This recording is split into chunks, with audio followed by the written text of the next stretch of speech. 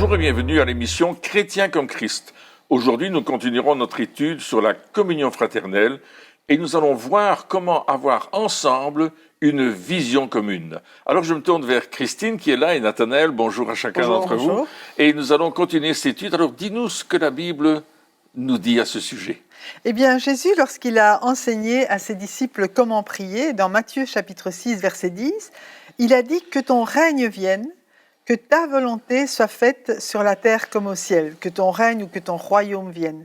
Et cela veut dire aussi que l'objectif de l'Église qu'il a laissé sur la terre, son Église, c'est vraiment de permettre que son règne, son royaume soit révélé et que la volonté de Dieu soit manifestée sur la terre comme elle est faite au ciel. Et donc, ce que tu es en train de dire, c'est que au travers de ce passage, c'est que pour que son règne vienne, que sa volonté soit faite, il y a besoin d'avoir cette même vision, cette vision commune, cette unité, cette unité des chrétiens, cet engagement les uns envers les autres, la communion fraternelle. Oui, tout à fait. Et la question, c'est est-ce qu'une vision commune veut dire qu'on fait tous de la même manière, les mêmes choses, etc.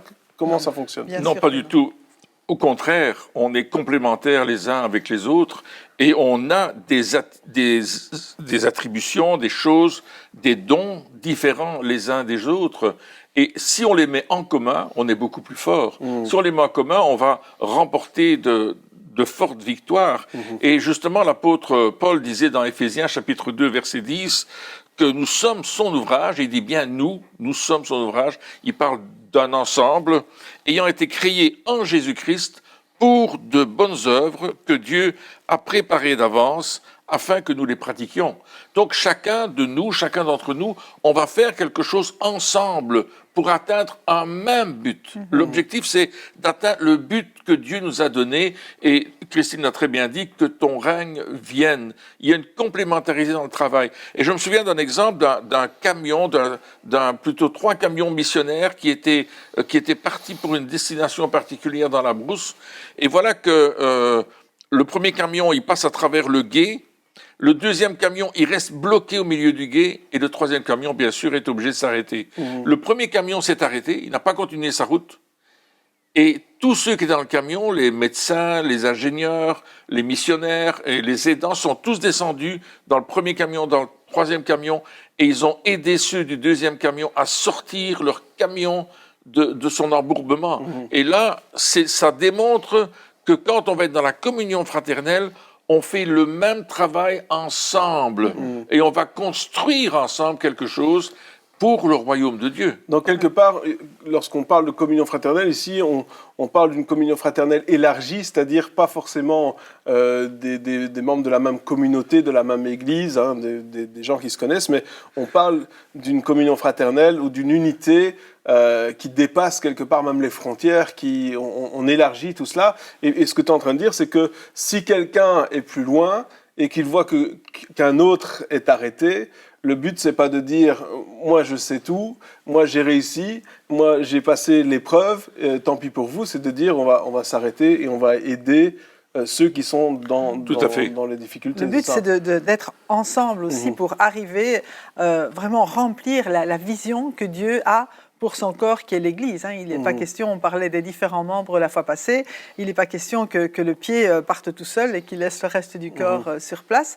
Mais ici, dans l'exemple que tu donnes, c'est comme si chacun avait abandonné sa destination propre pour servir un but commun. Exactement. Pour permettre que tout le corps puisse avancer.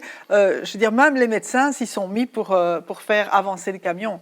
Et ça, je crois que parfois, il faut faire abstraction, de ce pourquoi on est vraiment qualifié, mais dans un cas particulier comme celui-ci, eh bien, on va vraiment aider pour que tout l'ensemble puisse arriver à destination. Et quand on parle de vision commune, on parle aussi du fait qu'on fait des choses de manière différente aussi. Oui. On va dans le même sens, c'est vrai, mais on n'a pas forcément les mêmes pratiques ou c'est ça, ou les mêmes méthodes. Les mêmes méthodes. Il peut y avoir des divergences d'opinion sur certains points qui ne sont peut-être pas des points fondamentaux, bien sûr, mais quelque part, la route, la destination est la même. Je pense que c'est ça le plus important. Le but, que ton règne vienne, que ta volonté soit faite sur la terre comme elle est faite au ciel. L'objectif, c'est le règne de Dieu. Oui. C'est pas notre royaume à nous, c'est pas mon royaume, c'est pas ton royaume, c'est son royaume. Et nous travaillons sous l'égide de notre roi, du roi des rois, du seigneur des seigneurs. Et on va travailler ensemble pour accomplir l'objectif qu'il nous a donné. Et chacun d'entre nous, on a une part à jouer. C'est comme dans notre corps physique. Il y a différents organes dans notre corps. Chaque organe a sa fonction. La peau, auquel on ne pense pas souvent, elle a une certaine fonction. Les vaisseaux, les artères, chaque petite chose à l'intérieur de notre corps est important. Donc c'est la même chose dans la communion fraternelle. Chacun a un rôle à jouer, mais l'objectif, c'est le même, c'est le royaume de Dieu. Oui. Donc la vision commune, c'est apprendre à travailler en équipe finalement. Oui, c'est ça, travailler en équipe. Pourquoi? Parce qu'on a le même but. C'est pas travailler en équipe pour que chacun montre ses capacités. Chacun va développer ses capacités, mais vraiment dans le but que Dieu a assigné. Et j'aimerais peut-être lire un texte dans Philippiens, chapitre 2, à partir du verset 12. « Ainsi, mes bien-aimés, vous qui avez toujours obéi, non seulement quand j'étais présent, mais bien plus maintenant que je suis absent, mettez en œuvre votre salut avec crainte et profond respect. En effet, c'est Dieu qui produit en vous le vouloir et le faire selon son projet bienveillant. Faites tout sans murmure ni contestation, afin d'être irréprochables et purs, des enfants de Dieu sans défaut, au milieu d'une génération perverse et corrompue. C'est comme des flambeaux dans le monde que vous brillez parmi eux en portant la parole de vie. Je pourrais alors être fier le jour de Christ de n'avoir pas couru ni travaillé pour rien. » Et là, on voit que vraiment Dieu, il a un dessein, un projet bienveillant pour son peuple, pour son Église. Mais ce qui m'a retenu dans ce texte, c'est que vous êtes comme des flambeaux dans le monde, vous brillez parmi eux en portant la parole de vie. Et le but de Dieu, là vraiment le dessein de Dieu, c'est que nous puissions briller dans le monde et porter cette parole de vie pour que d'autres soient attirés à sa lumière. Et c'est ainsi que le royaume de Dieu va grandir. Et c'est ça, cette vision commune, finalement. Voilà, c'est de porter la parole de vie de différentes manières. Oui. Parce que, voilà, il y en a qui sont plus des évangélistes, d'autres, on va peut-être en parler encore, mais des témoins, des personnes, voilà. Des intercesseurs. On a différentes manières de le faire, mais on porte cette parole de vie. Et il y a aussi les différentes manières, c'est-à-dire il y a des personnes, comme tu l'as dit, des intercesseurs, donc ça veut dire des personnes qui prient beaucoup, et qui, voilà, c'est leur mandat, c'est leur appel de prier. D'autres qui sont plutôt dans les manifestations, c'est-à-dire peut-être du social ou peut-être voilà des campagnes, peu importe, ou d'autres qui sont plus pour les médias, par exemple. Oui. Voilà, donc il y a plein de manières d'apporter la vie. Et on l'a déjà dit dans les émissions précédentes, mais le danger, c'est de dire ils ne font pas comme moi, donc ils ne font pas bien. Et je pense que ça a toujours été le piège du diable, d'essayer de nous diviser pour qu'on ne puisse plus avancer. Alors comment faire pour éviter ces pièges-là? Comment faire pour ne pas tomber dans le panneau? La première chose, c'est qu'on ait une communion avec Jésus-Christ, communion personnelle. Parce que si on travaille sans être en relation avec la tête, comme on a parlé de la tête la fois passée, c'est clair qu'on ne va pas avoir les ordres de la tête. Or ici, il dit, comme vous avez toujours obéi, non seulement quand j'étais présent, mais bien plus encore maintenant que je suis absent.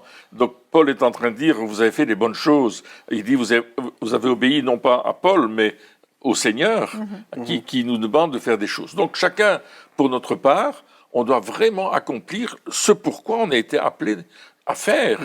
Et ça, c'est une première chose. On va avoir cette communion, et puis on va faire le mieux qu'on peut le travail que Dieu nous a donné de faire, dans le but d'aider les autres à faire aussi leur travail de la meilleure façon. Et je prends un exemple très simple dans l'Église, dans le bâtiment où l'Église se rassemble, il y a des gens qui nettoient l'Église. Alors, ils ne sont pas très visibles, Mais s'il ne nettoyait pas l'Église, on pourrait dire « Ah, c'est sale, Ouais. ça n'a pas été nettoyé. » On remarque quand ils Là, sont on pas là. verrait, oui. On verrait qu'ils ne sont pas là et on se dirait « Wow, il manque quelque chose. » Il y a tous ceux qui entretiennent le bâtiment, qui font que les toilettes fonctionnent, qui font que l'éclairage fonctionne, que les choses sont réparées quand elles doivent être réparées. On ne les voit pas spécialement sur l'estrade en train de prêcher, mais ils font quelque chose qui permet que l'évangile soit annoncé.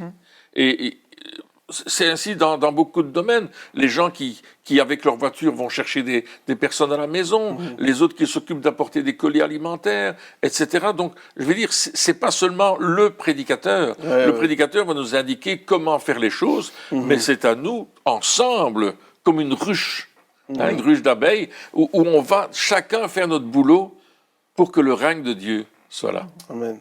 Ouais, donc ça, c'est vraiment une des manières de dire, OK, on ne va pas se faire avoir par le piège du diable. Une autre manière, c'est aussi de pas médire aussi. Absolument, Exactement. oui. Donc, c'est d'avoir quand même beaucoup de respect les uns pour les autres et de reconnaître le travail de chacun.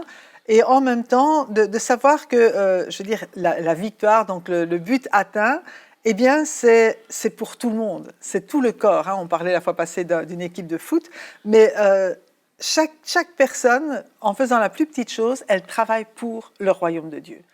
Et que chacun soit conscient, mais moi, je travaille pour le royaume de Dieu, mon frère, ma sœur travaillent pour le royaume de Dieu, et ensemble, on bâtit, quelque part, on bâtit ce royaume. Ouais, et dans une vision plus globale, c'est-à-dire que si on quitte l'église locale et qu'on va au niveau mondial, on peut dire qu'il y a des méthodes que nous ne comprenons pas. Clairement, il y a des choses que des personnes qui utilisent certaines méthodes que nous, on n'utiliserait jamais ou qu'on ne ferait pas parce que c'est pas dans notre personnalité ou dans la culture. Enfin, on en a déjà discuté. Mais un des pièges aussi, c'est de critiquer ces choses-là parce que on ne les comprend pas. Des fois, on a facile à commencer à dire oh oui, mais non, mais ça c'est pas de Dieu, c'est pas juste, etc. Sans regarder les fruits. Des fois, on est tellement centralisé, on regarde notre regard sont tellement sur la manière de faire qu'on en oublie de regarder ce que cela produit. C'est ça. Jésus a dit qu'on va reconnaître l'arbre à ses fruits. L'important, c'est de regarder le fruit qui est porté par cet arbre-là, par cette manière de faire, par comment nos frères et sœurs d'un autre pays, je prends l'Argentine par exemple, comment est-ce qu'ils agissent et pourquoi ça fonctionne chez eux, mais ça ne va pas spécialement fonctionner chez nous, mais nous voulons regarder ce qui se passe. Moi, je me souviens, je suis allé en Argentine, je suis allé voir le fameux réveil qu'il y avait là-bas, et j'ai trouvé ça extraordinaire. Il y avait des choses qui se passaient là, fantastiques. Ça fonctionnait, ça tournait comme une horloge, chacun connaissait son rôle, les gens travaillaient à fond, et c'était très enrichissant. Mais si on veut reproduire ça ici, c'est pas spécialement quelque chose à faire parce que ça va pas spécialement fonctionner. Par contre, l'esprit dans lequel ils travaillaient, l'esprit d'unité, l'esprit de complémentarité de tous ceux qui travaillaient là, était extraordinaire. Et ça, on doit le reproduire. Ouais, et ça, c'est intéressant que tu parles de ça parce que c'est un autre piège, c'est de vouloir faire comme les autres. C'est ça. Alors que on l'a lu dans le passage, à chacun, Dieu a préparé des œuvres qui sont différentes des autres. Ce qui va fonctionner dans un pays ou même dans une ville. Des fois, on pense que dans une ville ou dans une... Voilà, on essaie de reproduire parce qu'on trouve ça bien, parce qu'on trouve ça bien pensé, etc. Et du coup, on se dit, ah ben c'est sûrement ça que Dieu veut faire. Mais je ne pense pas que Dieu est un Dieu de copier-coller. Exactement. Je crois que Dieu est un Dieu de création. Il crée des choses différentes. On dit que même 2 flocons de neige ne sont pas les mêmes. Et pourtant, il y en a beaucoup quand ça tombe. Mais Dieu n'est pas un Dieu de copier-coller. Donc je crois que à chacun, on a des œuvres. Et comme on l'a dit, on va le redire encore et encore et encore. Il faut être connecté à la tête. Tout à fait, parce que c'est lui qui va nous donner les stratégies, les bonnes stratégies pour le lieu où on est, pour les personnes qui sont dans notre entourage et qu'on va toucher, que ce soit de près ou de loin. Et je crois que Dieu lui-même, comme il nous a tous créés différents, il a créé aussi des stratégies différentes. Il sait ce qu'il y a dans le cœur de l'homme. Comme tu dis, nous, souvent, on regarde à l'apparence et on fait des comparaisons en fonction de nous, au lieu de voir les choses du point de vue de Dieu, qui, lui, nous a fait différents, mais qui regarde au cœur. Mhm. Et je pense que la première chose qu'il faut regarder, mais est-ce que cette personne, elle aime Jésus ? Ouais. Et à partir du moment où on est en contact et où on voit des personnes qui aiment Jésus, comment elles travaillent, on dit, OK, mais c'est formidable, elles le font pour Dieu. C'est ça. Elles ne sont pas contre lui, donc elles sont pour lui. Hein, c'est ce que Jésus disait, laissez-les faire, parce que s'ils ne sont pas contre, ils sont pour. Eh bien, on veut vraiment célébrer ça, se réjouir de ce qui se passe ailleurs, vraiment élever le nom du Seigneur quand il y a un succès quelque part, ne pas être jaloux, mais vraiment se réjouir du succès qu'il y a là-bas, et puis dire, mais Seigneur, nous, on veut ton succès ici, montre-nous comment faire Quelque ici. part, ne pas tomber dans le piège de la compétition. Voilà. De Voilà, dire, voilà, c'est lui, il a fait ça, il faut que je fasse mieux. Je me souviens, je parlais avec un homme, on était dans une discussion, il y avait plusieurs ministères, plusieurs hommes de Dieu qui étaient là, et il disait, ouais, j'ai évangélisé autant, puis il y a eu autant de miracles. Et puis un autre homme de Dieu, il dit, ouais, mais moi, j'ai évangélisé autant, puis il y a eu plus encore. Puis lui, il renchérit en disant, oui, mais moi, une autre fois, j'ai été là, il y avait encore plus. Je me dis, wow, ok, calmez-vous, les gars, vous avez gagné tous les deux. Il se retourne vers moi en disant, et toi? Je dis, bah non, moi, je veux pas faire partie de ce genre de conversation. Mais des fois, il y a une impression mais c'est un piège. C'est un piège aussi un très gros piège, de se dire, ah oui, mais on est en compétition. Non, on n'est pas en compétition. Non. Je pense que dans Éphésiens, au chapitre 4, il parle bien de cet esprit d'équipe. Hein. Oui, et on va lire d'ailleurs dans Éphésiens 4, les versets 11 à 16, qui nous dit, c'est lui qui a donné, donc c'est Dieu, c'est Jésus qui a donné les uns comme apôtres, les autres comme prophètes. Donc là, ce sont des personnes qui sont des dons. Les autres comme évangélistes, les autres comme bergers et enseignants. Et il a donné ces personnes-là à l'Église. Il l'a fait pour former les saints aux tâches du service en vue de l'édification du corps de Christ, jusqu'à ce que nous parvenions tous à l'unité de la foi et de la connaissance du Fils de Dieu, à la maturité de l'adulte, à la mesure de la stature parfaite de Christ. Ainsi, nous ne serons plus de petits enfants qui se bagarrent, ballottés et emportés par tout vent de doctrine, par la ruse des hommes et leur habileté dans les manœuvres d'égarement, mais en disant la vérité dans l'amour, nous grandirons à tout point de vue vers celui qui est la tête, Christ. C'est de lui que le corps tout entier, bien coordonné et solidement uni grâce aux articulations dont il est muni, tire sa croissance en fonction de l'activité qui convient à chacune de ses parties et qu'il s'édifie lui-même dans l'amour. Voilà, c'est tout Là, un programme. Tout un programme et tout un texte qui est complet et qui parle justement de cette unité du corps. Des fonctions aussi. Et des fonctions de chaque corps. Et le but aussi qui est de tous parvenir à l'unité de la foi. Alors quand je lis ça, je me dis, OK, on n'y est pas encore. Mais non, le but, c'est d'y aller. C'est d'y aller pour y arriver. Tout à fait. Oui, et puis ici, il parle des apôtres, des prophètes, donc on appelle ça les 5 ministères dons, hein, apôtres, prophètes, évangélistes, pasteurs, docteurs. Donc, c'est ces ministères qui sont... ce ne sont pas des titres. Souvent, des fois, on a l'impression d'avoir une carte de visite. Hein.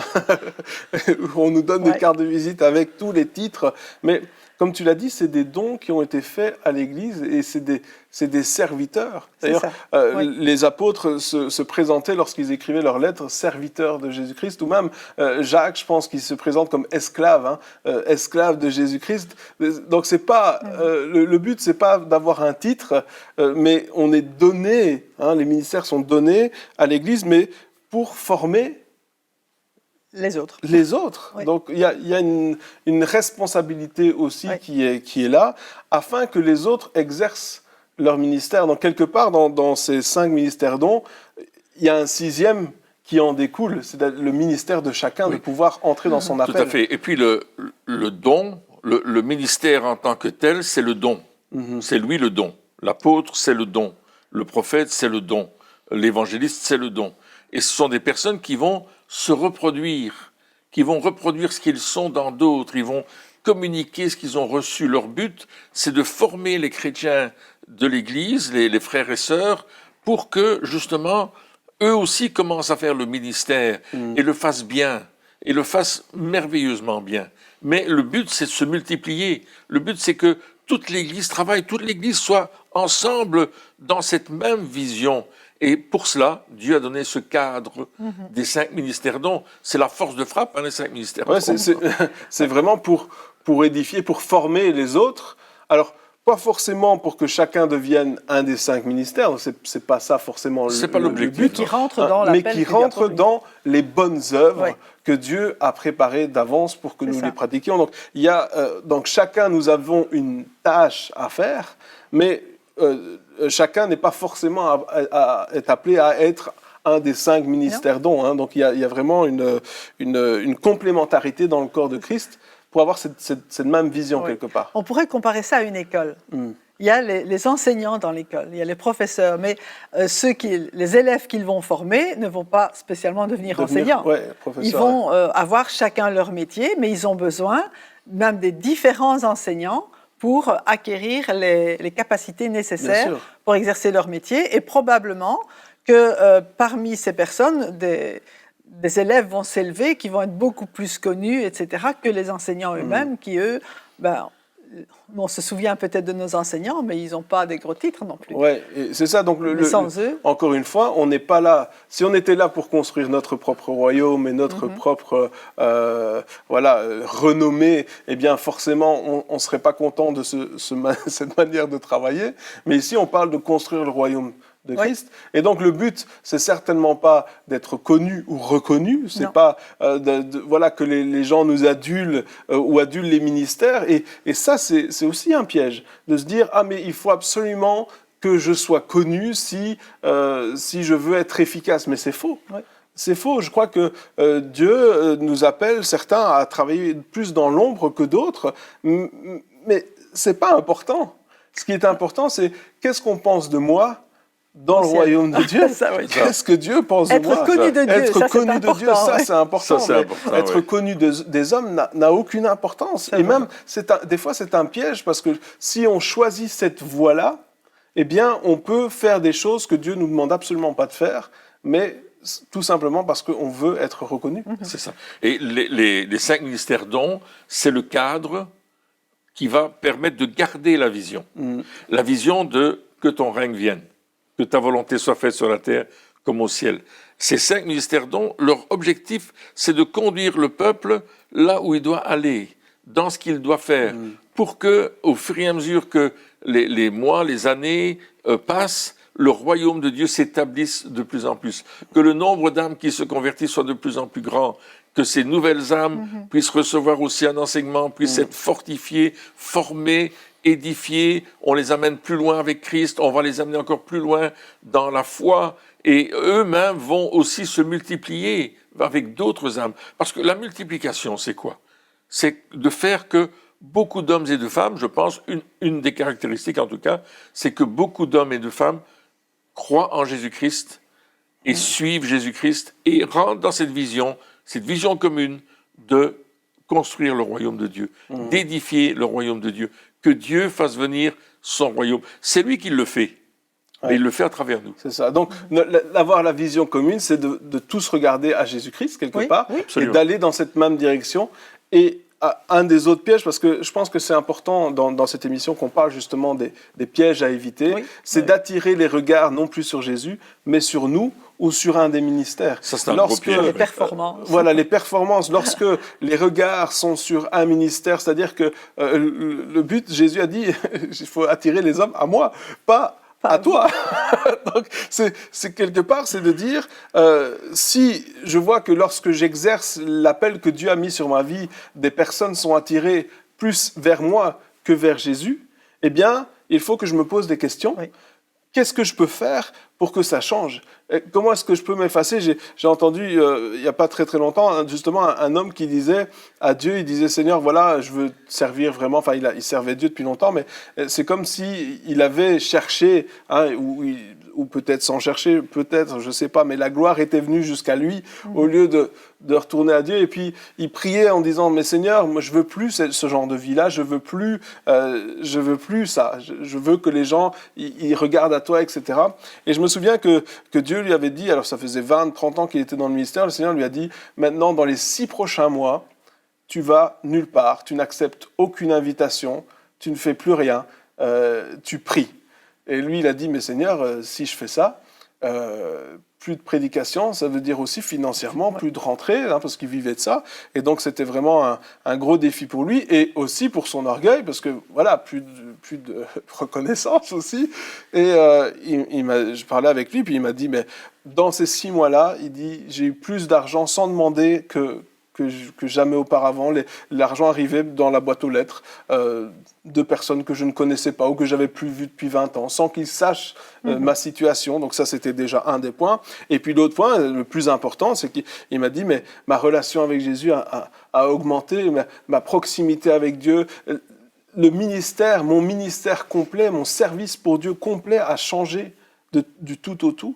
Et il fait les choses totalement différemment depuis. C'était pas juste 6 mois et après il a recommencé comme avant, mais c'était 6 mois et puis sa vie a changé, sa manière d'être, sa manière de se comporter, etc. Tout a changé parce que il avait décidé, il avait pris une bonne décision de ne plus attirer les gens à lui, même des fois, même si on ne le veut pas, ça vient. Et donc il faut faire attention en disant, Seigneur, je veux pas qu'ils soient attirés à moi, je veux qu'ils soient attirés vers toi. Et s'ils viennent vers moi, je les renvoie vers toi. Oui, tout à fait. Et ça, c'est vraiment notre but. Le seul moyen d'avoir vraiment cette vision commune, c'est de faire attention que tout le monde regarde dans la même direction. Oui. Et regarde à Jésus. Paul, il disait, soyez mes imitateurs comme je le suis moi-même de Christ. Et ça veut dire que si quelqu'un doit imiter quelque chose en moi, c'est qu'il imite seulement ce qui, dans ma vie, ressemble à Jésus. Absolument. Et je me faisais de cette réflexion ce matin. Je me disais justement, si quelqu'un doit m'imiter, qu'il imite uniquement les aspects de ma vie qui ressemblent à Jésus. Après, il faut se poser la question, combien d'aspects dans notre vie? Où est-ce qu'il y a encore du travail? Mais c'est vrai, c'est des questions qu'il faut se poser, c'est des choses qu'il faut faire chaque jour en se disant, mais moi je veux ressembler à Jésus, je veux que vraiment il y ait cette... que les gens ne regardent pas juste moi, mais qu'ils puissent voir Jésus et qu'ils puissent vouloir ressembler au Jésus qui passe au travers de moi, qui est vu au travers de moi. Quelque part, c'est aussi notre but. Hein. Et à ce moment-là, on peut dire aussi, oui, mais c'est possible de ressembler à Jésus. Je crois Absolument. le fait qu'il y ait des aspects de notre vie qui démontrent Jésus, mais ça donne envie en disant, ah mais oui, c'est possible, il n'y a pas que Jésus. Jésus en nous produit aussi ce fruit-là et ce désir de lui ressembler davantage. C'est ce qu'on doit inspirer, c'est donner envie aux autres de ressembler à Jésus. Et avec cette vision commune, avec cette vision de Jésus, avec ce regard vers Jésus, l'Église de Jésus-Christ avance. Amen. L'Église de Jésus-Christ va de l'avant. De manière différente, de manière bizarre peut-être des fois, mais l'Église de Jésus-Christ avance et atteindra son but. Amen. Eh bien, chers amis, merci de nous avoir suivis encore durant cette émission et on se retrouve très bientôt pour la suite. Au revoir.